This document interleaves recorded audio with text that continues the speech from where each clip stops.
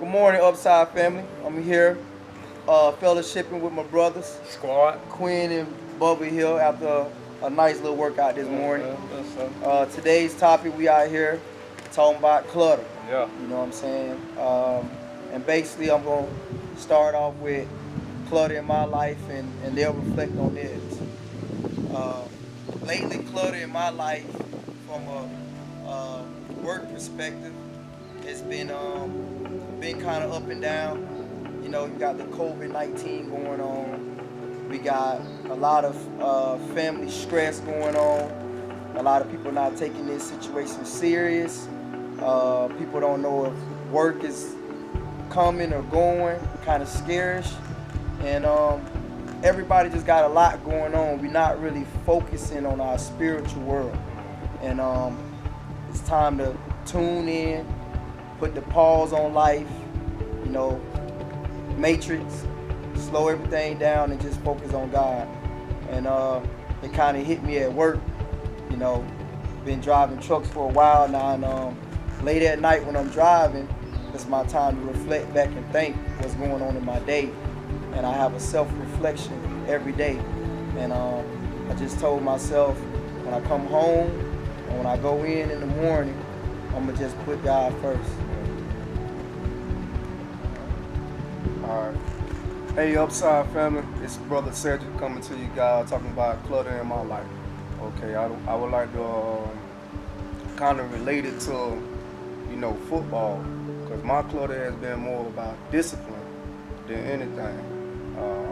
And when I say that, I mean, being able to just set that time aside to give God time for praying, getting into my word, not only just filling my bucket up, but also emptying my bucket at the same time as I go. Cause that's the big test for me.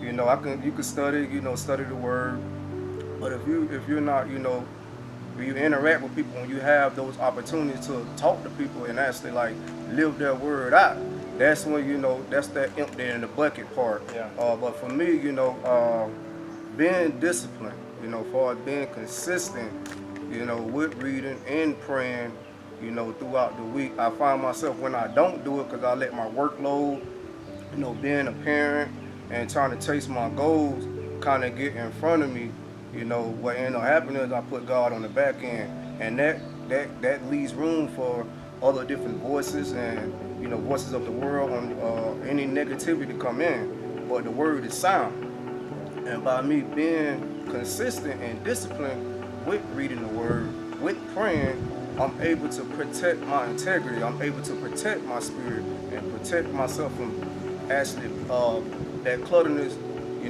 affecting me. It's affecting my spiritual growth. So that's been my biggest thing, just trying to stay consistent, trying to be being a disciplinarian in my walk.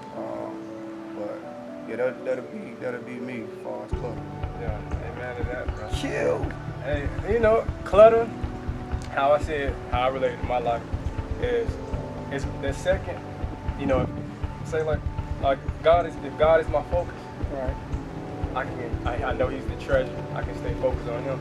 Everything that's around my life will be, I will reflect Him. I will reflect His sacrifice. So because I'm focused on Him, immediately when He doesn't become my focus, which happens a lot, because I become stagnant. I'm in my personal journey with God. I'm quick to become stagnant, and when I get stagnant, it's because I've lost focus of Him. Sorry. And when at that moment, everything else is cluttered. I just, throughout the day, I'm just doing with my kids. I'm dealing with my job. I'm dealing with, life in general. I'm playing the game, video games. Everything can be cluttered because I've lost focus of Him. It's easy. Anything can be cluttered. When you look in the Bible and you see sin, the result of sin is really because of clutter, because you lose focus on God, and that's why you can, you this way. Your emotions become cluttered, and I'm able to see my clutter, especially when in my marriage, because if we having a conflict, and I dive on my emotion, if I act in my spirit, it's like it's intent, it's kindled by the emotion or whatever.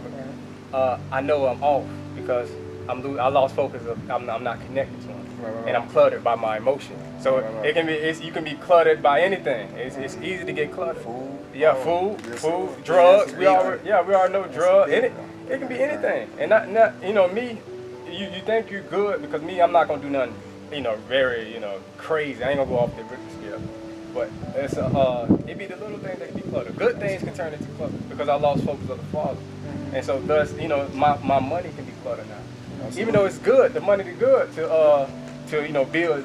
You should relate to this. Right, right, Even though your right. bank account is good to focus on, but if the focus is your bank account, now that has become clutter, Right. and then you can't even see it. You know what I'm saying? Right. And sometimes, and that's how the devil will work like that. It keep you stagnant. That's how spiritually I can get quick. And so that's why every day is a new day. I have to purge myself with the clutter in my mind and emotion. A lot of us can relate. All of us in here can relate to the athlete. Absolutely. In that moment, Yeah. I could be faster than a dude, but if I'm obstructed with clutter, emotionally and mentally, I won't even run my fast. Yeah. Let me speak on it. Yeah. Go ahead. Yeah, being an athlete, one of the biggest challenges is the belief system. Yeah. It doesn't matter how much talent that you have, that you possess, but if you don't believe in yourself, Yeah. that's like it don't matter how much time you spend reading the word. Yeah. Right. Fact, If you don't believe Yeah. if the word is the truth and the whole truth, it's not gonna, it goes void. It's not gonna work for you. As even with the athletes, you could train and they could be disciplined, they could work hard, they can do it every day. But if they don't believe in themselves when it comes to those challenging moments, what's gonna happen is gonna fall back on your belief system, because you can't get yourself going because you don't believe that you can, rather be playing whatever position he plays. He don't believe he can perform that task, even though he's been practicing it. Physically he may be prepared, but spiritually he's not, because he's been self-limiting himself the whole time. And that comes from having, like I said, it boils back down to your belief system. Your belief system has to be strong. Your integrity has to be strong. It has to be solid, and that's what that word does. And that's what a good coach does for an athlete. He instills that into the athlete, that he is who he is. That means if he tells him he's a champion, once that kid believes that, he'll be willing to run through a brick wall. At any given moment. He ain't gotta be the fastest, he ain't gotta be the biggest, he ain't gotta be the strongest. But he'll run through that brick wall. And I think that's what we have to do as servants of God. When you got belief, no matter what the challenge is, even with COVID-19, we see those opportunities to help and serve other people.